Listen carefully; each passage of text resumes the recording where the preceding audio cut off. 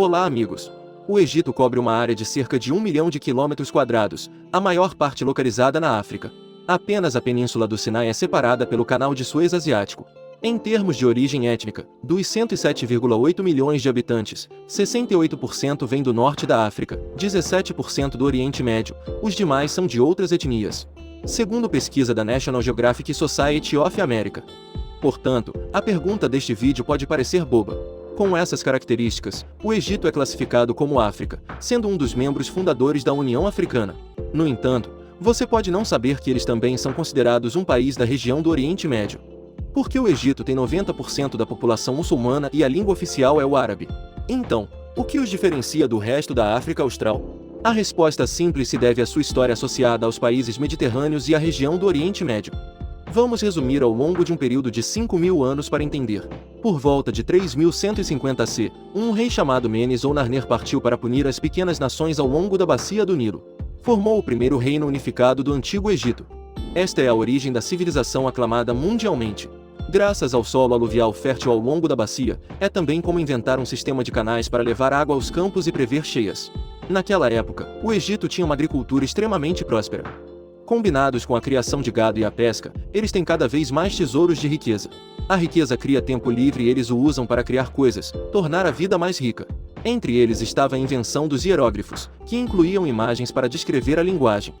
Mumificação para guardar os corpos de reis e príncipes, para construir pirâmides para fazer templos para os deuses e também como locais de sepultamento para faraós. Há também papiros, perucas, calendários, relógios, instrumentos cirúrgicos, cosméticos, pasta de dente e muito mais. Todos estes foram considerados invenções únicas na época.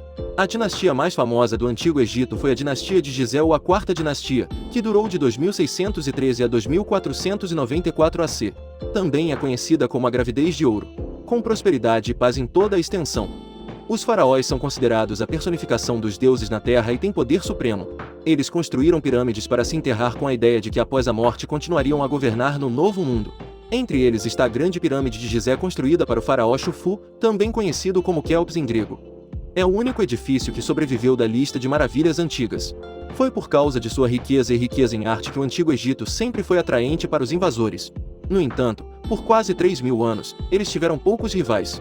A razão é porque eles têm recursos suficientes para construir um exército poderoso, civilizado o suficiente para fabricar armas avançadas. E a crença nos deuses criou força e união incomparáveis. Ao mesmo tempo, a barreira geográfica natural também dissuade os invasores. A leste e a oeste estão desertos terrivelmente quentes e secos, difíceis de atravessar. Ao norte está o mar Mediterrâneo. O inimigo quer atacar precisa de uma marinha superior e poderosa. Nos tempos antigos, poucos países tinham essa capacidade. A maneira mais fácil de entrar no reino era pela Península do Sinai, que sempre foi fortemente defendida. É por isso que o Antigo Egito manteve sua própria cultura pura e única. Suas crenças de adoração aos deuses também foram preservadas e não foram afetadas pelo mundo exterior. Também por causa da barreira geográfica natural, o Egito frequentemente comercializa com a Grécia e os países que fazem fronteira com o Mediterrâneo e o Oriente Médio hoje. E apenas uma pequena parte vai para a Líbia e para o sul para o Sudão através do Nilo. É por isso que suas práticas econômicas e culturais são separadas da maioria dos países pobres da África Austral. Durante o período, conhecido como Egito Antigo, houve apenas 2 períodos em que foram enfraquecidos por lutas pelo poder e conquistados por forças externas. Especificamente, de 1650 a 1550, antes de Conuem, o povo do Reino dos Ixos do Oriente Médio com tecnologia de armas mais moderna, como carruagens, arcos e espadas crescentes, governou todo o norte do Nilo. O segundo período é de 525 a 333 AC, foram conquistados pelos persas do Império Aquemênida. No entanto, o período de governo não foi contínuo por causa da luta dos egípcios. Além disso, a maioria dos reis do Império Persa tinha um respeito especial e associava sua cultura e crenças com a da colônia egípcia. Então, basicamente, a antiga civilização egípcia ainda é considerada existente. Por 332 AC, Alexandre, o Grande, o maior comandante militar do mundo, derrotou os persas e se tornou um novo governante. O Egito rapidamente se tornou um importante fornecedor cultural e alimentar para o Império Marceloniano. Assim como os persas, os gregos tratavam a colônia com tolerância e respeito. Grécia ainda preservam a igreja, a arquitetura, a cultura e as boas tradições dos egípcios. Em 323 AC, Alexandre, o Grande, morreu repentinamente e não teve tempo de nomear um herdeiro.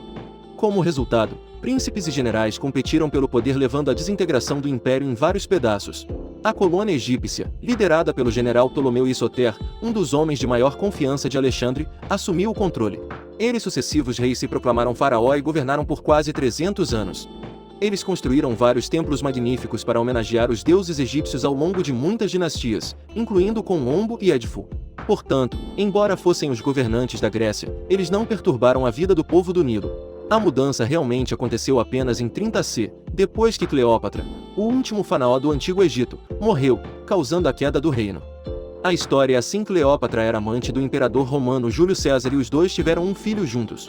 Graças a isso, seu trono foi protegido por um império poderoso, sem medo de forças internas e externas. No entanto, em 44 AC, César foi assassinado.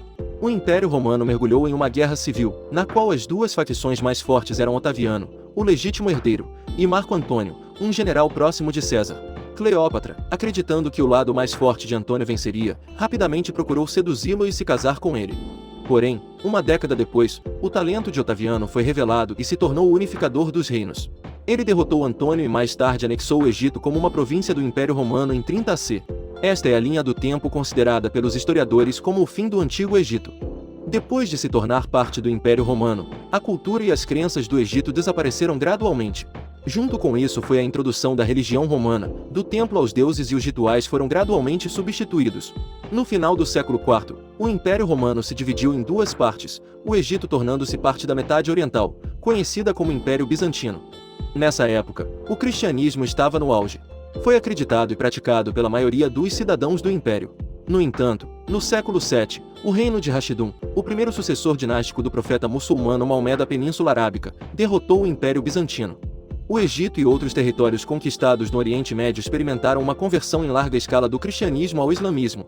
Há 3 razões principais para isso. Uma delas é a regulamentação de que, se você não for muçulmano, deve deduzir parte de sua renda para pagar impostos ao Estado. 2. Não tem permissão para ingressar no exército. 3. Os cristãos não podem participar da política e não têm poder no governo.